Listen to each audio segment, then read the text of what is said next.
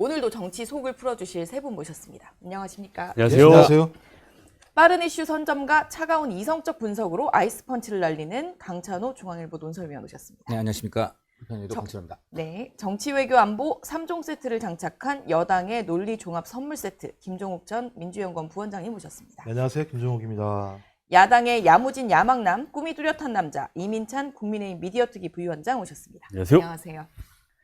세 분 주말 잘 보내셨습니까? 네, 네, 잘 보냈습니다. 잘 보냈습니다. 네, 그 국제 정세는 아직 들썩들썩하는 아하. 것 같은데 지방선거가 그 사이에 벌써 51일 앞으로 다가왔습니다. 이제 뭐 대진표가 확정된 곳도 있는 것 같고, 근데 그 중에서도 이 분석이 가장 궁금하다라고 강찬호 의원님이 찍어 오셨는데요. 네, 그렇습니다. 이재명 대통령 속인데요. 네, 지금 제일 뜨겁게 다시 부상하고 있는 데가 역시 부산 북갑이죠. 북갑. 그렇죠. 부산 북갑. 이게 좀 한동훈 전 대표가 이제 출마 의사를 굉장히 여기 지금 많이 이제 이제 표명을 해가지고 네. 아직 완전히 확정된 건 아닙니다. 네. 그런데 어쨌든 이렇게 돼서 굉장히 지금 핫플이 되고 있는데 거기 민주당이 지금 거기 전략적으로 거기다 공천을 하정우 네. 예외 수석을 지금 할 생각을 하고 있는데 여기에 대해서 이재명 대통령이 그 국민경제자문회의에서 네. 이거 가지 마 한마디로 이래버린 거죠. 어. 공개 발언해버린 거예요. 할 일 많은데 너 AI 수석으로 지금 우리나라 AI 얼마나 중요하니? 그래서 작업으로가 들어오는 것 같더라. 넘어가지 말아라. 근데 이렇게. 작업 들어온다고 네. 넘어가 그러면 안 돼. 딱 이렇게 한 거예요. 네. 그러니까 이게 그냥 둘이 만나서 하면 될 일을 굳이 국민 듣는 앞에서 저랬단 말이에요. 그러니까 이거는 대통령이 한마디로 지금 당이 하정우 수석을 국감에 공천하는 거에 제동을 공개적으로 건 것이다. 이게 그 자체로 이제 보이는 그대로 해석하면 그게 당연한 것이죠. 네. 그런데 정청래 대표나 당 쪽에서는 체급 올려주시기 위해서 역덕담을 하신 것이다. 역덕담. 아, 역덕담. 역덕담을 하신 것이고 그래서 이제 금주에 정 대표가 직접 만나서 네. 출마를 공식 요청하겠다. 삼고철회라도 해서 부산 북갑에 반드시 출마하게 하겠다. 이렇게 된 겁니다. 어떻게 봐야 되는 거예요? 진짜 공개 발언으로 제동을 건 건가요? 아니면 그래서 이 정도면 약속 대련인가? 라는 생각도 드는데. 근데 우선 정청래 대표하고 이재명 대통령하고 그렇게 약속 대련을 서로 할 만큼 네. 두 사람과는 그렇게 소통이 깊지가 않죠. 네. 약속 대련을 할 만약에 만큼은 소통이 아니다. 그렇게 깊었으면 사진 파동 같은 게 났겠습니까? 안 그렇겠습니까? 그리고 지금 여러 그런 두 사람 간의 소통이 네. 없고 뭔가 그냥 이쪽에서 한번 던졌다가 저쪽에서 화내고 걷어들이고 최근에 사고까지 했잖아요. 그래서 이런 걸 볼 때에 그걸 약속 대련이라고까지 보긴 좀 그렇고 제가 취재한 바에 따르면 네. 친명들은 적어도 이제 하정우 수석이 북갑에 출마할 경우 당선 가능성이 그리 높지 않다. 굉장히 박빙이고 힘든 싸움이 될 것이다. 힘든 싸움이다. 그리고 잘못하면 이재명 대통령한테까지 누가 될 수 있다. 이런 생각들을 좀 하는 것 같아요. 친명 쪽에서는. 그렇습니다. 그런데 그래서 이재명 대통령도 결국은 그런 의미의 얘기를 한 것이 아니냐라는 입장인 반면에 아까 말한 대로 이제 정청래 대표라든가 그 당 지도부 쪽에서는 역덕담 하신 것이다. 그리고 8분 의선까지 왔다. 어제 이랬단 그렇죠. 말이에요. 네. 네. 그래서 이제 그렇기 때문에 물론 이제 중요한 건 하정우 수석 본인의 이제 마음일 것이고. 근데 하정우 수석은 맨날 그러잖아요, 지금. 뭐 대통령이 뭐 절 주저앉히신다면 제가 어쩔 수 없는 것이다. 그렇지 않는다면 또 당의 뜻을 따를 수도 있다. 이렇게까지 지금 나가고 있어요. 결국 다들 서로 미루고 있는 거죠. 다 미루고 있어요. 그래서 정말 대통령 속이 뭐냐 이제 이게 궁금한데 현재까지 제가 취재한 바에 따르면 이게 당선 가능성을 확신할 수 없기 때문에 이 리스크를 걸기 어렵다라는 것인데 정청래 대표 쪽에서 굉장히 강하게 나가고 있다는 것은 어떤 의미에서는 이게 명성 전쟁과도 연결된 게 아니냐. 나아가서. 이렇게 해야 되는 거예요. 그래서 지금 친명들이 굉장히 여기에 대해서 사실은 이 정청래 대표의 이런 움직임에 굉장히 뭐라 그럴까 곱지 않은 시선이 좀 있다. 예. 이렇게 좀 볼 수 있겠습니다. 이민찬 부위원장님, 국민의힘에서는 지금 이 하정우 수석을 둘러싼 이 약속 대련인가, 공개 제동인가, 말씀하신 것처럼 명청 대전으로까지 이어지는 것인가 어떻게 보시나요? 그러니까 부산에 민주당에서 출마할 분이 마땅치가 않습니다. 전재수 의원의 아성에 있는 지역구이기 때문에 민주당에서 준비가 좀 부족했어요. 인물적으로. 그런 상황에서 정청래 대표도 선거에서 이겨야 하는 상황이잖아요. 저는 이런 논쟁 자체가 하정우 수석의 몸값을 키워주는 과정이다. 저는 이렇게 봐요. 그리고 대통령이 그렇게 말씀은 하셨지만 네. 가장 중요한 건 본인의 의지입니다. 본인의 의지. 그래서 저는 8분 응선을 넘은 게 아니라 9분 응선을 넘었다고 봐요. 그렇고요. 왜냐하면 네. 이 하정우 수석의 언론 인터뷰, 지난주 언론 인터뷰를 보잖아요. 그러면 이미 마음이 북갑에 가 있어요. 그 내용을 보면 어떤 내용이냐.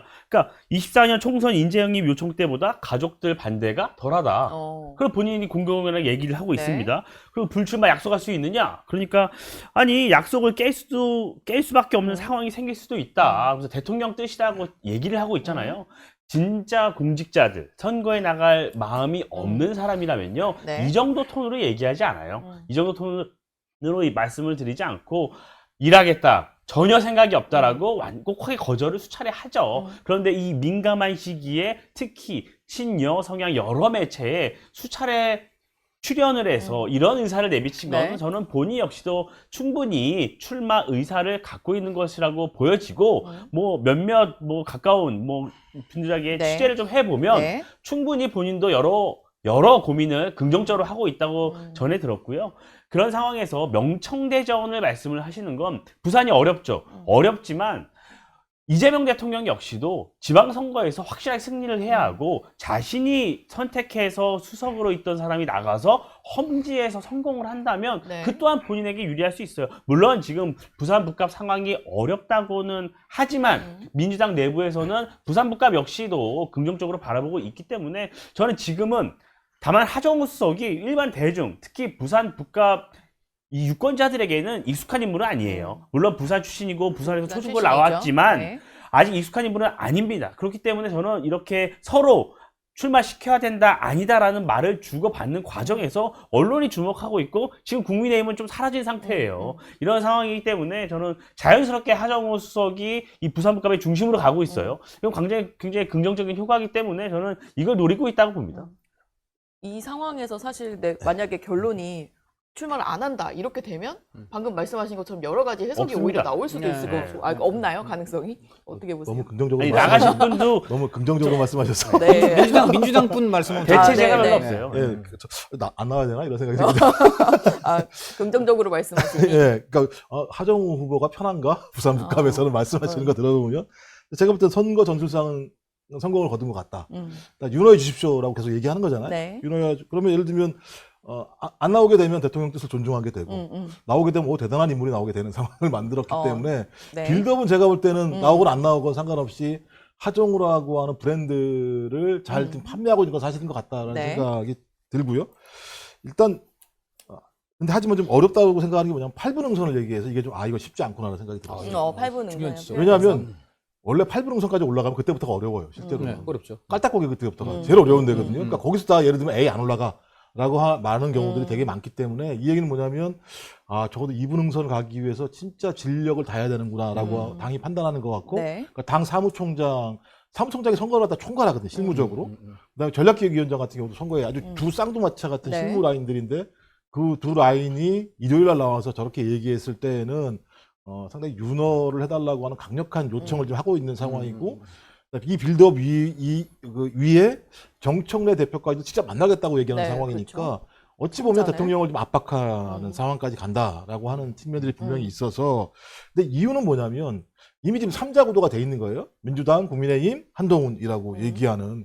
근데 이 상황에서 하정우라고 하는 사람을 출마를 시키지 않게 된다면 민주당이 이 지역구에 대한 관심이 이 정도밖에 안 되는 거야? 라는 얘기를 들을 수밖에 없는 측면도 있고 또 하나는 부산시장 선거랑도 연동되는 측면이 있거든요. 네. 그래서 민주당은 끝까지 제가 볼 때는 하정우 수석을 갖다가 출마시키기 위해서 최대한 노력을 다할 거라 생각이 들고 근데 지금 선거를 보면 네. 대체적으로 당이 이겨요.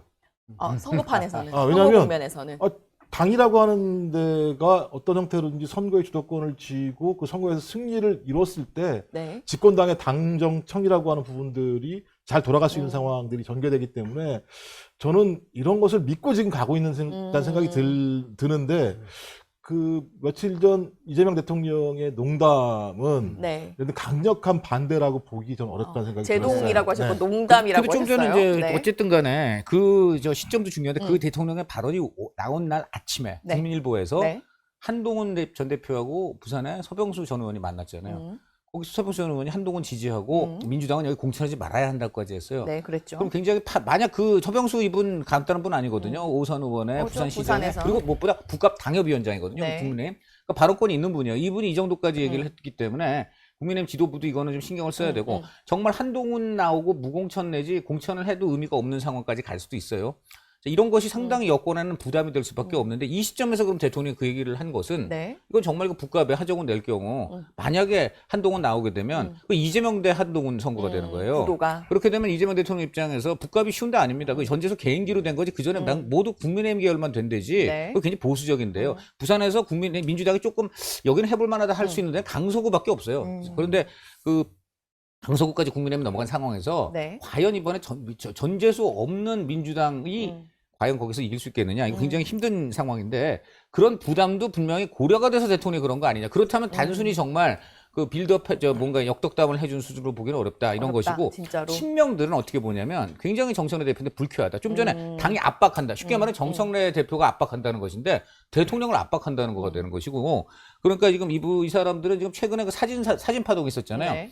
들어보니까 대통령이 진노한 정도가 아니고 아주 고함을 질렀다 그래요.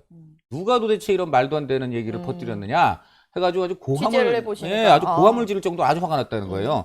그래서 지금 전반적으로 친명들이 어떻게 보고 있냐면 이 공천 과정을 보니까는 지난번에 그 전북지사 같은 경우에도 네. 친명으로 이제 연합 단일화가 사실상 확정이 됐던 김관영 하루만에 날려버리는 반면에 역시 그 청년들 외부인들에게 밥을 산 혐의가 굉장히 농후한 이원택 이분한테는 그냥 전화 한 번 딱 줘서 띡 하고서 그냥 바로 혐의 없음 해버렸잖아요. 그리고 이분이 결과적으로 그래서 이제 김관영 날리고 그 친명 안호영 대 친청 이원택으로 했는데 그 구도에서 2등 했던 이원택이 3등 했던 안호영을 이기긴 하였습니다만은 네. 유력한 후보였던 김관영이 날아간 가운데 관계 그 격차가 지금 깻잎차 1%포인트라는 설이 나오고 있어요. 뭐 공개는 안 됐지만. 네. 자, 그것만 봐도 지금 그래서 거기에 대해서 이제 안호영 후보는 지금 단식하고 있습니다. 재심을 요청하고. 이 정도로 지금 그 친명 친청 간의 공천 전쟁이 치열한데 네. 이 부산도 지금 이 모양새를 보니까 대통령은 나가지 마 그러는데 정청래 대표는 모른 척하고 그냥 아주 공개적으로 그냥 말하고. 그렇게 구애를 하는 거 이거야말로 이 공천에서 또 선거 결과에 관해서 해결문이 주겠다는 거죠. 정청래 대표 어떻게 지금 보이냐면요. 하정우 출마시켜서 당선되면 지금 내 덕이고 이번에 그래서 결국 끝까지 버텨갖고 만약에 북값을 온다. 국민의힘에 내준다. 그럼 그건 친명 결국은 간접적으로 이재명 대통령이 결국 막아서 이번에 이길 수도 있었는데 이건 망했다.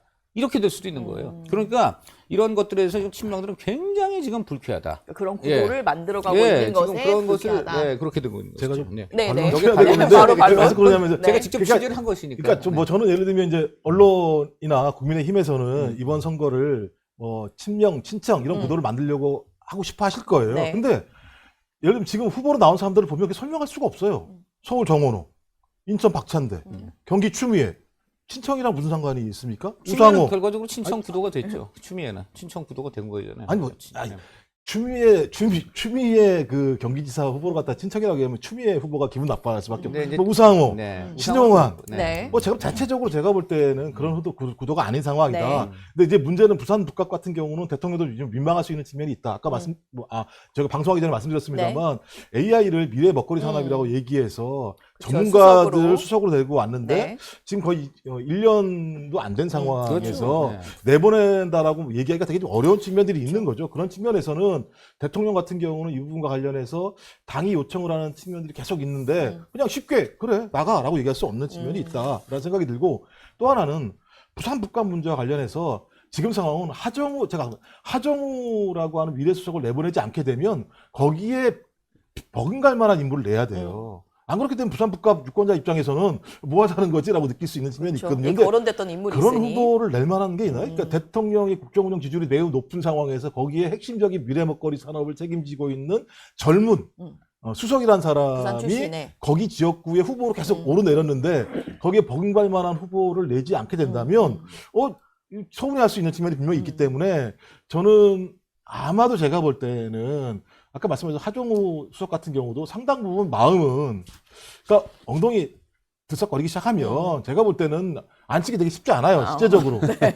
그리고 네. 이게 무슨 국회의원이 되면 나란 일 못하는 거 아니잖아요. 나를 충분히 할 수 국회로 있는 와서 하겠죠? 하는 네. 거죠. 그리고 또 다시 또 뭐 장관으로도 부를 수 있는 다양한 일이 있기 때문에 저는 이 문제가 쉽지는 않습니다만 이 구도를 예를 들면 친명 구도이거나 아니면 정청래 당대표가 이재명 대통령을 강제하려고 하는 방식이다라고 접근하기에는 설명 자체가 좀 설득력이 떨어질 수 있다고 말씀드리는 겁니다.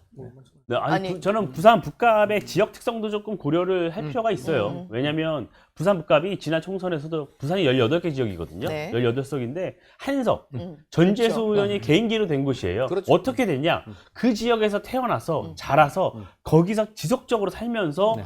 동네, 형, 동생처럼 지내면서 네. 그 경쟁력으로 남아있는 거예요. 그게 먹히는 지역입니다. 네. 그러니까 해운대나 이런 지역처럼 외지인들이 많이 사는 곳이 아니라 그 지역에서 태어나서 그 지역에서 사는 분들이 굉장히 토박이들이 많은 지역이에요. 네. 그것을 전재수 의원이 잘 간파해서 살아남았던 것이죠. 그런데 하정우 수석이 북구 바로 밑에 있는 사상, 붙어 있는 지역이거든요. 네. 사상 출신이긴 해요. 네. 그래서 물론 이제 정서적으로 뭐 동일할 수가 있겠죠. 그렇죠. 비슷한. 하지만 이제 고등학교 졸업하고 지속적으로 나가 있다가 이번에 내려가는 건데 중앙에서야 하정우 하지만 지역민들이 볼 때는 하정우가 누구냐라고 할 수가 있어요. 반면에 국민의힘 후보 얘기를 안 할 수는 없잖아요. 국민의힘 후보에서도 박민식 전 장관, 그 지역에서 두 차례 국회의원을 했던 박민식 전 장관이 활동을 하고 있습니다. 그러니까 지역 밀착형으로 지금 활동을 하고 있기 때문에 저는 민주당에서도 너무 만만하게 볼 게 아니라 그 지역에 대한 특성도 고려할 필요가 있다. 이 관점에서 근데 네. 박민식 전 장관에 대해서는 서병수 지금 바로 그 당협위원장이 네. 나올 명분이 없다고 그냥 확 질러버렸어요. 왜 그러냐면 지난번에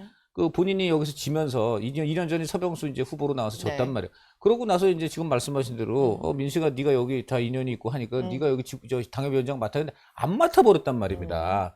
아니 그래놓고 와서 이제는 또 갑자기 이제 나온다고 하면은 아니 이게 뭐냐 이제 이런 거기 때문에 서병수 이제 이분이 이렇게 명분 네. 없다 한동훈 나와야 되는데 이래버린 것이고 이제 하나 지적할 것이고요.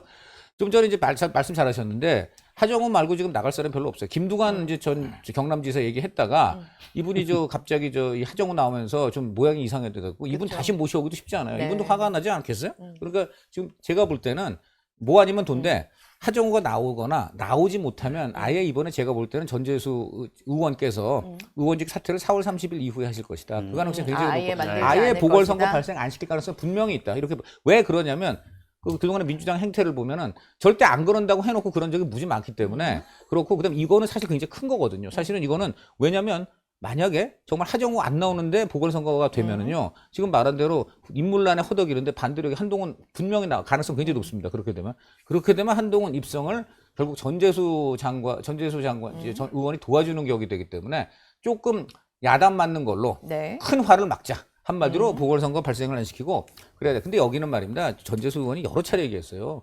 내가 그런 식으로 보궐선거 안 발생시킨다면 이것은 지역 주민에 대한 예의가 아니다. 맞죠? 2년 동안 앞으로 그렇죠. 의원 의원이 없는 없는 지역구 한다는 건 거니까. 1년, 적어도 내년에 한다지만 1년 동안 본인이 그렇게 공언해 왔는데 본인 스스로가 그렇지 않아도 지금 까르띠에 시계와 2천만 원 이것 때문에 지금 말이 많은데 여기에 지금 이것까지 이렇게 시것 그리고 이제 그 북값 1년 동안 의원 없는 지역구로 방치하게 만든 이런 문제 분명히 선거에서 논란이 될 것입니다. 아니 이게 나 이거 뭐 예측은 말하지 못해요. 않은 그러니까 것이라서. 벌어지지 않은 네, 거로 공격을 벌어지지 하시니까 않은 제가 것입니다. 말씀하시는 그러지 말라고 지금 제가 제가 볼 조언을 때 하는 이거는 거예요. 이제 그러니까. 선거 기간 동안에 벌어지지 않은 네. 일로 예를 들면 특정한 아니, 후보에 대해서 아니요 특정한 잠깐만요. 지역에서 그러니까 말씀하시면 그러지 않기를 바란다는 조언을 그러니까 드리는 이제 거예요. 그렇게 말씀하시는 게 맞는 거죠. 아 그렇죠. 네. 그리고 끝까지 예를 얘기를 들면 하죠. 그러니까 전재수 후보가 제 2년 후배인데 대학교 네. 본인이 직접 얘기했잖아요. 구독 후배라고까지 얘기를 하면서 나오라고 네. 얘기했는데 아니, 그러니까 그렇게 본인이 했- 네. 불출마 하겠다고 얘기하는 건 네. 사실상 가능성이 적은 문제를 가지고 네. 특정하게 부산 북구를 오히려 아 분명히 부산- 말씀드릴게요. 그러니까 부산 북구를 더 공격을 한다면 아니 거기에 있는 당협위원장께서 예를 들면 공천하지 말라고 얘기했었고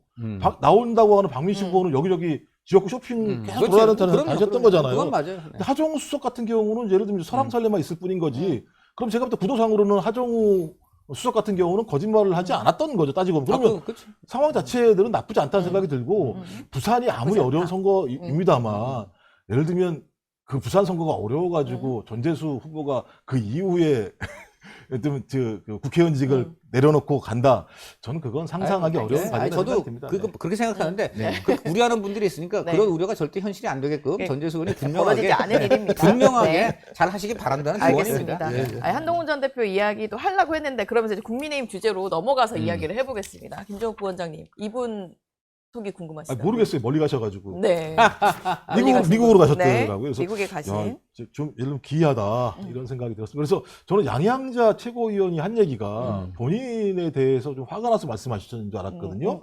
엽기적이고 기이하기 짝이 없다라고 말씀하셨는데 제가 볼 때 지금 행태를 보면 양양자 최고가 본인 문제뿐만 아니라 국민의힘의 전체적인 선거 전략 과정에 대한 가장 예를 들면 명확한 네. 답을 하신 게 아닌가 이런 생각이 들었고요. 또 보니까 오늘 어느 언론사랑 인터뷰를 하셨는데 장동혁 대표가 딴 나라에 계신 분인가 이런 생각이 많이 들었어요. 대통령 지지율이 착시다라는 네, 말씀을 하신 것 같아요. 이재명 지지율이 네. 착시다 이렇게 얘기하고 두 번째는 6.3 지방선거가 권력 균형을 맞출 마지막 기회다. 뭐 이런 식의 말씀을 네. 하셨는데 저는 이 선거에 대해서 진짜 옛날 국민의힘 같았으면은 지금 삼보일배하고 돌아다니고 고개 숙이고 돌아다니고 어떻게든 죄송합니다.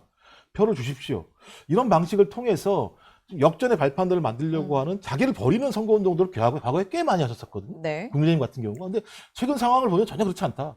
절박하지도 않고 이 상황과 관련해서 진짜 좋은 후보들을 만들어내려고 고민하지도 않고 있는 상황이고 자기 그 몸을 살리기 위해서 뭔가 좀 하나하나 잘라내면서 몸 전체를 좀 건강하게 하려고 하는 노력도 보이지 않고 이런 와중에 당대표는 또 3박 4일인가 갑자기 5박 7일로 5박 7일 밀려가지고 네. 미국을 가는 상황을 보면서 선거 승리라기보다는 어떤 형태로든지 국민의힘에 있는 강성 지지층들을 꽉꽉 묶어두는 방식으로 지방선거 이후에 국민의힘의 권력 구도를 유지하는 것에 방점이 찍히지 않았나라고 하는 의구심을 갈 수밖에 없는 상황으로 가고 있다 이런 생각이 듭니다. 얼마나 그래서 네. 민주당이 좋겠습니까? 그렇죠. 정확한 네, 분석하신 거 정확한 분석하신 거 좋아하시는 같고. 겁니까? 예, 아니 뭐 지금 표정 관리하실 수밖에 네. 없다고 보고요. 장동혁 대표 좀 기자들이 그러더라고요. 별명이 장통상이 됐다고. 왜냐하면 아침에 대표 일정을 이렇게 하면 예를 들어 정청래 대표는 굉장히 요즘 눈에 띄는 게 지방을 막 돌아다녀. 아주 네. 꽉 차 있어. 오늘은 뭐 담양, 오늘은 어디 그래갖고 아주 그냥 바쁘게 돌아다니는데 장동혁 대표는 그냥 통상 일정. 아침에 최고위원회하고 그 밑에 다른 게 없어. 그냥 통상 일정. 통상 일정이 뭐예요 도대체? 그러니까 없는 거예요, 없는 거. 그러니까 어떻게 보면은 정말 일정이 없다 보니까 미국 가는 거냐라는 이제 그런 얘기도 나오는 거죠. 뭐 네. 물론 편말 생각해서 드리는 말씀은 아니고 네. 지금 저 장동혁 대표가 일정이 없는 이유는 간단합니다. 어디에서도 안 부르잖아요. 그러니까 없는 거고요. 거기 그 이유들은 뭐 다 아시기 때문에 생각하는데 장동혁 대표가 이제는 제가 볼 때는 내려놓으면 장동혁 대표가 이깁니다. 장동혁 대표가 지금 자기가 이번 선거가 자유와 민주주의 균형을 지킨다고 네, 그랬잖아요. 네. 그러려면 뭐가 돼? 국민의힘 스스로가 그 민주당에 대항하는 균형추가 될 만한 지금 국민에 대한 정당성과 신뢰가 있어야 되잖아요. 없어요. 이유는 뭐예요? 저론을 제대로 하지 못했고 아직도 계엄이라든가 이런 거에 대해서 확실히 끊어내지 못하는 모습을 딴 사람도 아니고 대표가 보이고 있기 때문에 지금 국민의힘 찍고 싶은 사람 찍고 싶은데도 내가 이번에 장동혁 대표가 선거 패배 후에도 계속 당권을 가질까봐 그래서 못 찍겠다. 이런 얘기를 지금 국민의힘 후보들 붙잡고 주민들이 한다는 얘기 아닙니까? 그러니까 장동혁 대표는 간단합니다. 지금 본인이 한 그 얘기, 자유와 민주주의, 균형, 이거 국민의힘이 그 대항추를 작용하려면 본인이 지금 이선 후퇴, 그것이 답이다. 그러면 저는 장동혁 대표 살아나요. 장동혁 대표가 그런 용단을 내리면은 저는 이제 국민의힘 지지율 좀 상당히 오르고 또 국민들 입장에서 그렇다면은 내가 그동안 좀 안 하려던 투표장에 나가봐야 되겠다. 이런 생각도 드는 분들이 있어요. 그러니까 저는 장동혁 대표 충분히 그런 용단을 내릴 만한 포텐셜은 있는 사람입니다. 거기에 많이 기대를 해봅니다. 네. 그러니까 보수 결집을 위해서다라는 이야기를 들었는데 이 시점상 사실 선거 공천이 막 있는 국면에 방미를 또 긴 일정으로 하다 보니 국민의힘 입장이 궁금하긴 합니다.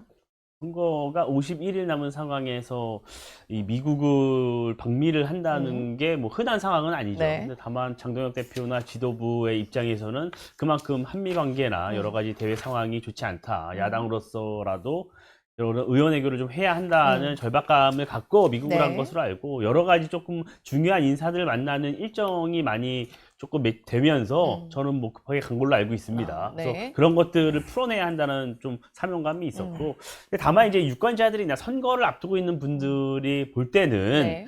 좀 답답하죠. 왜냐하면 지금 여러 가지 국민의힘의 이런 선거 상황이 어려워진 거. 그러니까 최근에 더 여론이 악화된 이유는 공천 난맥상이었어요. 공천 과정에서 원칙과 기준이 제대로 제시되지 못하고 네. 그 과정에서 반발하는 분들이 나오고 그 과정에서 많은 분들이 국민의힘 아직까지 싸우고 있구나. 아직까지 정신 못 차린 거 아니냐라는 비판을 많이 해주고 계시죠. 그래서 많은 지금 선거를 뛰고 계신 분들은 이런 것들을 빨리 교통정리를 해서 빨리 공천을 좀 끝내고 선거를 좀 마음껏 뛸 수 있게 했으면 좋겠다는 바람들이 좀 있습니다. 그러신 그런데 거군요. 그런 것보다 어떤 미국에 가서 외교 현안을 해결한다는 것은 이 선거를 뛰는 분들 입장에서는 답답한 부분이 좀 있죠. 그래서 저는 일단 이미 벌어진 일입니다. 장동혁 대표가 떠났고 저는 그래도 이재명 정부에서 하지 못했던 여러 가지 관세나 여러 가지 부분에 대해서 좀 야당으로서 좀 트럼프 행정부가 목소리를. 풀어내는 모습을 보여주고 온다면 저 이 부분에 대해서는 또 많은 분들이 긍정적으로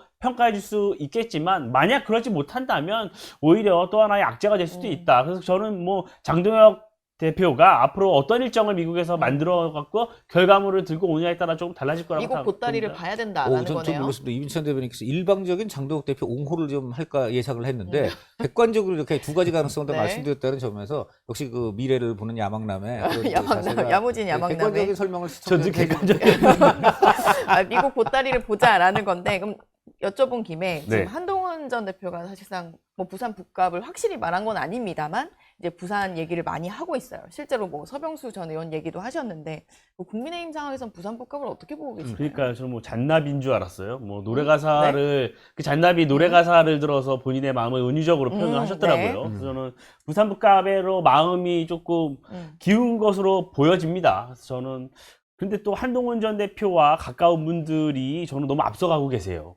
너무 앞서가요. 뭐 지금 당장 부분에서요? 한동훈 전 대표가 아직 어디 출마하겠다고 말씀도 안 하셨는데 한동훈 전 대표와 가까운 당내 인사분들이 국민의힘 공천하지 말아라. 이렇게까지 벌써 앞서 나가고 있단 말이에요. 그래서 저는 그거는 좀 온당한 얘기는 아니라고 보고 한동훈 전 대표가 그 본인의 이미 당에서 당 맡게 계시기 때문에 본인의 선택입니다. 본인이 선택을 하시는 거고 그 이후에 이제 선거 상황은 아직 네. 50일 동안 어떻게 돌아가는지 지지율 추이나 이런 것들을 보고 나서 여러 가지 정치적 상상력을 그려볼 수 있다고 생각을 해요.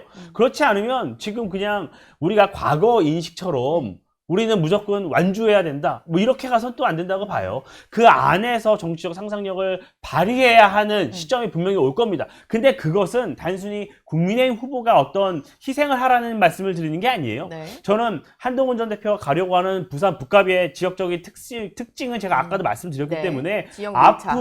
앞으로 어떻게 여론이 형성되고 주민들이 어떤 평가를 하실지 몰라요. 만약에 한동훈 전 대표가 출마를 강행했을 때 3위를 한다고 생각해 보세요. 그러면 본인의 향후 정치적 입지는 어떻게 될까요? 보수 진영에서 정치적 입지는 어떻게 될까요? 저는 그런 것들이 앞으로 50일 동안 많은 변수로 작용할 것이라고 생각합니다. 그 저 한동훈 대표가 나가면은 네. 국민의힘 출마하지 말라고 하는 게 친한계 인사들이 아니고 뭐 그런 사람들이 당연히 그런 소리 하겠지만은 서병수 의원이 했잖아요. 전 의원이 했잖아요. 이분이 지금 부산시장까지 하고 거기 당협위원장입니다. 그건 당협위원장이시죠. 분명히 그 무게가 있는 사람이고 네. 다선 의원이시고 그 다른 얘기예요. 그거는 그 부산 어쨌든 전체적인 승리를 지금 어떻게든 담보해야 되는 부산의 좌장인데 그런 네. 소리 했다는 건 무게와 차원이 다르고요. 둘째는 지금 박형준 이제 시장 후보가 네.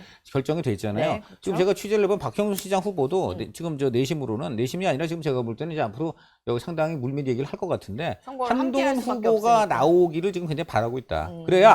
그래야지 지금 저 박형준 후보는 지금 거센 추격을 받고 있는데 민주당에 네. 그런 면에서 이제 보수 재건이라든가 부산에서부터 동남풍이 불어야 된다. 동남풍. 그래서 이제 박형준 한동훈 해가지고 네. 한마디로 보수 재건 그리고 이제는 좀 그 아까 말한 대로 전륜이라든가 이런 걸 확실하게 할 수 있는 이러한 그 바람이 동남풍부터 불면서 이것이 지금 PK 경남까지 그래서 지금 박완수 경남지사 쪽은 네. 뭐 취재 바에 따르면 확실하게 한동훈 대표가 전 대표가 좀 나와주기를 바라고 있는 것이고 뭐 울산에서도 그런 움직임이 있고 한마디로 PK 전체 부울경 전체의 승리를 견인하기 위해서는 한동훈 바람 동남풍이 필요하다 이런 입장으로 전해졌습니다. 네. 당 소속이 아닌데 그런 말씀하세요. 움직임이 있다는 것에 대해서 네.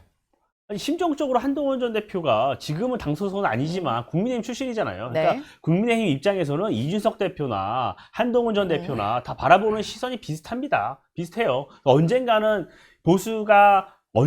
함께해서 보수를 재건해야 된다는 생각을 갖고 계신 분들이 많이 있죠. 네. 그래서 저는 지금 장동혁 대표가 아직 어떤 이 지방선거 50일 앞두고 네. 이 판을 뒤엎어서 국민의힘으로 바람이 다시 불게 만드는 여러 가지 고민을 하고 있다고 저는 알고 있어요. 근데 그 시점이 늦어지고 네. 있어서 많은 분들이 불안한 상황이란 말이에요. 네. 그런데 이대로 그냥 간다면 그냥 뜨거운 냄비 속에 있는 개구리처럼 국민의힘이 선거를 치러야 돼요. 그럴 수도 없단 말이에요. 그렇기 때문에 저는 뭐 오늘 특히나- 말씀이 마음에 드시나 봅니다. 아니 특히나 네. 지금 저는 광역단체장 공천을 받은 분들부터 다양한 움직임이 있는 것으로 알고 있어요. 그래서 저는 지금은 오세훈 시장이 여러 가지 목소리를 내고 있지만 오세훈 시장 외에 많은 분들도 물밑에서는 장동혁 대표에게 다양한 방안을 타진하고 있습니다. 저는 네. 만약에 이것이 이제 선대위 1차 관문이 이제 선대위 구성이겠죠. 네. 선대위 구성에서 받아들여지지 않는다. 그럼 그 이유 단계적으로 많은 분들이 메시지를 낼 수도 있기 때문에 저는 장동혁 대표도 이런 여론을 충분히 수렴해서 네. 다음 인선부터 좀 변화의 모습을 보여줄 거라고 믿고 있습니다. 말씀을 준비하시는 것 아니, 같아요. 그건 아닌데, 그러니까 예를 들면 이제 저는 한동훈 전 대표를 보면서 네. 진짜 요란만하다. 보수재건 계속 구호를 외치는데 전 네. 내용이 뭔지 모르겠어요. 어떻게 보수를 재건하겠는지 내용을 얘기해야 되는데 네. 지금까지 한동훈 정치인의 정치 인생은 뭐냐면 구호는 요란해요. 내용물이 없어요. 전 그래서 실제로 전투를 하게 되면 오히려 제가 볼 때는 화력이 셀 것 같지 않다라는 느낌이 드는 거 하나 하고 국민의힘은요 지도부가 결단할 수밖에 없어요. 선거를 진행을 하려면 지도부가 무엇인가 버리는 모습들을 보여야 됩니다. 근데 기약이 짝이 없는 선거운동을 하고 있어요. 말씀하셨던 것처럼 미국을 가면서 대변인이 뭐라고 얘기하냐면 지방선거가 경제에 도움이 된다고 얘기를 해요. 국민이 납득할 만한 설명이 될 만한 이유를 대야 되잖아요. 그러니까 지방선거에 어떤 도움이 되는 거야? 아 당대표가 미국 가 있으면 오히려 더 좋은 거야 지방선거에? 민주당의 승리에 도움이 되지 않겠나. 네. 아니, 해석하신 건가요? 그다음에 제 해석이요. 그다음에 경제에 무슨 도움이 되는 거야? 그러면 경제적 아젠다를 던지고 와서 미국에서 뭘 가져오겠다고 얘기를 해야 되는 게 네. 있는 거죠. 그리고 예를 들면 한미 간의 관세가 엄청나게 갈등이 있어. 내가 그 문제를 내가 풀어올게. 라고 전혀 뜬금포를 날리면서 갔단 말이에요. 그러니까 이건 뭐냐면 지방선거용이 아니다. 지방선거 이후용이라고 제가 아까 말씀드렸던 것처럼. 죄송합니다. 예. 이호용으로 보시면. 왜냐하면 본인이 나가면서 지방선거는 자유와 민주주의를 지키는 거대한 전선이 될 것이다. 이 얘기는 윤어게인들이 주로 하는 얘기들이거든요. 전 그래서 이런 방식으로 진행을 하게 되면 저는 예를 들면 정치가 제가 좀 마음 편하게 얘기할지 모르겠습니다만 네. 너무 기울어져도 문제가 많아요. 실제적으로. 기울어지면 또 뭐라 그러냐면 너무 기울어졌다고 또 예를 들면 국민의힘 뭐라고 또 문제 제기를 해요. 기울어지게 만들지 않기 위해서는 상식적인 선거운동을 해야 된다. 근데 제가 볼 때 지금은 상식적이지 않다. 그 용어는 양양자 최고위원이 정확히 얘기했다. 엽기적이고 기약이 짝이 없는 양양자 최고 과정이 벌어지고 있다. 그런데 저는 이것만 그렇습니다. 짧게 네. 말씀드리면은 이재명 정부가 미국과의 관계에서 이렇다 할 성과를 만들어내지 못한 게 맞습니다. 그리고 김민석 국무총리도 그렇고 여러 가지 이재명 정부 출범 이후에 종교인에 대한 여러 가지 수사 문제 이런 것들이 결부되면서 네. 이제 트럼프 행정부와도 여러 논란이 있었어요. 그리고 국민의힘 진영에서 보수 진영에서 트럼프 행정부가 굉장히 맥이 닿아 있는 분들도 많이 있습니다. 그렇기 때문에 그 과정에서 이재명 정부가 얘기한 거 그리고 이재명 정부가 얘기하지 못하는 거 그런 것들을 야당이 또 여러 가지 관세 문제나 여러 가지 문제에 대해 안보 문제에 대해서 트럼프 행정부에 얘기할 수 있는 부분이 분명히 있어요. 그런데 이런 부분은 당장 지방선거의 결과물로 드러나지 않는다 이런 지적까지는 받아들일 수 있습니다. 그런데 같은 보수 진영에서 당대표가 트럼프 행정부와 소통을 해서 여러 가지 외교 현안에 대해서 목소리를 내는 부분이 아예 아무런 국익에 아무런 도움이 되지 않는다고 말씀하시는 건 저는 그건 또 받아들이기가 좀 어렵습니다. 아니, 그런 부분은 충분히 야당으로서 또한 같은 보수 진영 행정부가 있기 때문에 그동안 여러 가지 안보 문제, 경제, 관세 문제를 야당의 목소리를 전달할 수가 있는 거죠. 이것은 국가 지금 현재 대표인 이재명 행정부에도 도움될 수 있는 부분이 굉장히 많이 있어요. 그런 부분에서 경제, 안보의 국익에 부합한다는 설명을 드리는 거죠. 야당 입장에서. 그럼 네. 땡큐고요. 네. 말씀하신 정부를 위해서 좋은 일 해주신다고 얘기하면 네. 땡큐고 아니, 보따리도 갖고 대한민국을 있습니다. 위해 좋은 일을 하는 그러니까 것이죠. 야당이 듣고 올 수 있는 이야기를 들어오겠다라는 그럼요. 이야기로 네. 들립니다. 시간이 지금 짧게 남았는데 같이 부산에서 거론되던 인물이 계셨잖아요. 조국 대표인데 조국 대표가 이제 어디에 출마하느냐를 놓고 이제 내일 정도 발표를 하신다는 것 같아요. 그리고 오늘 민주당 조국혁신당 사무총장이 만남도 한다던데 지금 뭐 하남 그리고 평택 쪽으로 얘기가 되는 것 같습니다. 그쪽은 어떻게 보세요? 저는 이제 하남 쪽으로 가지 않을까 생각을 하남 쪽으로. 하긴 하는데 네. 선거연대는 제가 볼 때 불가능하다. 왜냐하면 민주당 선거를 해야 되는 거잖아요. 네. 조국 대표를 위해서 민주당이 존재하는 건 아닌 상황이기 때문에 저는 매번 말씀드립니다만 조국 대표가 자력으로 승리하건 네. 아니면 승리하지 않는다고 하더라도 왜 조국이 필요한지를 보여줄 수 있는 남기기만 하면 되는 선거다 생각하는데 그렇지 않으니까 제가 볼 때는 아젠다는 나오지 않고 지역만 나오는 상황이 지금 벌어졌거든요. 지역 이름들만 제가 볼 때 나왔죠. 조국답지 않은 정치다고 생각을 해서 저는 오늘부터라도 좀 조국다운 정치를 했으면 좋겠다. 본인이 무슨 어디 국회의원 돼가지고 여의도 입성하려고 정치한 건 아니잖아요. 제가 본인이 대권을 꿈꾼다면 대권 어떤 후보의 그런 어떤 모양다운 메시지와 행보를 하시는 것이 본인을 위해서 좋을 거다. 조국혁신당을 위해서 좋을 거다 이렇게 네. 생각합니다. 어떻게 보십니까? 그동안에 정청래 어디를 선택할까요? 네. 대표가 그런 민주당 그 전반적인 합의를 하지 않고 본인이 그냥 일방적으로 조국당과 합당 합당이나. 시도하는 바람에 굉장히 이제 논란이 많았고 네. 그 과정에서 이제 국민들이 똑똑히 알게 된 게 야, 조국 혁신당은 보니까 그냥 민주당에 얹어 가지고 좀 굉장히 손쉽게 몇 개 이번에 의석 좀 받으려고 그러는 거 아니냐 또 이런 지금 그런 의심을 굉장히 강하게 하게 됐어요. 그리고 네. 그 이후에 조국 대표의 행보를 봐도 저 뭐 어디 귀책 세웠는데 내지 말라 뭐 한마디로 거기는 우리 나가게 단일화 해달라 계속 그런 모습을 보이고 네. 있기 때문에 조국다운 모습을 보여달라 그러는데 그게 저는 지금 이런 모습이 조국다운 모습이에요. 그래서 이런 이런 모습을 계속 갈 때 서로 저는 다르게 그래서 해석하시는군요. 저는 네. 이번에 유일하게 그야말로 좀 전에 말한 대로 조국 대표가 만약 명예 회복하려고 그러면 하남이라든가 좀 제대로 된 격전지에 나가가지고 네. 본인이 한번 열심히 싸우는 모습, 지더라도 열심히 싸우는 모습을 그것도 민주당 후보까지 나온 상황에서 아까 분명히 해야 민주당도 되고 함께. 민주당이 조국 조국 대표를 의식해서 내지 않는다. 이거는 제가 볼 때는 민주당 다수 지지층이라든가 공당, 집권당으로서 있을 수 없는 일이고요. 정청래 대표가 큰 책임을 져야 될 겁니다. 다행히 정청래 대표가 그런 비판을 의식했는지 전 지역에 다 내겠다고 한 거는 늦게라도 만시지탄이지만 다행이다 생각하고 집권당으로서 분명히 책임 있는 공천 어떤 좌고우면하지 않고 그리고 말도 안 되는 무슨 양보론 이런 거에 휘둘리지 네. 않는 모습을 보여주길 기대합니다. 네. 아니 뭐 지금 이재명 대통령의 국정 지지율이 너무 높기 때문에 지금은 제3지대나 무소속이 주목받거나 힘을 쓰기 어려운 지금 구도랑 환경이란 네. 말이에요. 그럼 이 상황에서 조국 대표 같은 경우에 승리를 하려면 사자 구도를 만드는 것밖에 없어요. 그러니까 민주당, 국민의힘 후보 그리고 네. 한동훈 전 대표든 누구든 다른 또 무소속 후보 그 사자 구도 내에서 본인이 조금이라도 경합을 이뤄서 싸워나갈 수 있는 구도를 만들어야 되는데 네. 또 그런 정치적 상상력까지는 아직 발휘하고 있는 것 같지 않아서 저는 국민의힘 입장에서는 민주당 후보와 조국 대표, 국민의힘 후보 해서 3자 구도가 되면 그래도 어디라도 좀 해볼 만할 수 있습니다. 네, 라고 생각합니다. 어디라도 어부질이? 해볼 수 있다. 알겠습니다. 어떤 결정을 할지 조국 대표 그러니까 저는 오히려 그랬으면 입장까지도 좋겠어요. 오히려 하정우 수석 나오지 않는다고 치면 네. 좀 부산에서 사자 대결 했으면 좋겠어요. 사자 대결로 부산에서요. 멋지잖아요. 그러면 근데- 그래서 그거 얼마나 멋있어요. 조국 대표까지. 네. 안 나올 것 같은데 조국. 아까 저는 이제 모양새는 되게 멋있을 것 같다. 이거. 알겠습니다. 네. 네, 오늘 정치 속풀이 여기까지 하겠습니다. 세 분 감사합니다. 고맙습니다.